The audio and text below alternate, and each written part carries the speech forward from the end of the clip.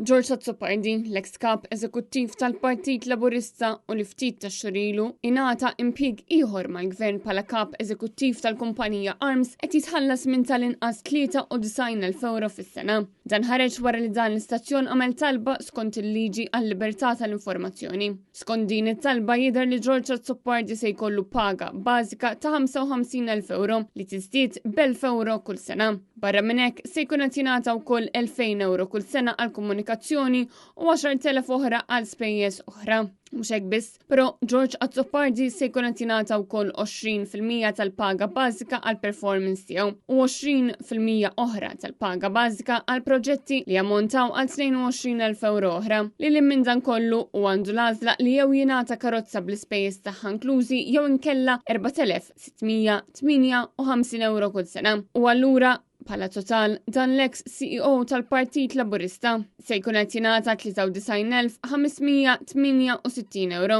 fl-ewwel sena tal-impjieg tiegħu. Paga li tibqa' tiżdied b'1,000 euro kull sena u li għalhekk taf tqarreb il-100,000 euro.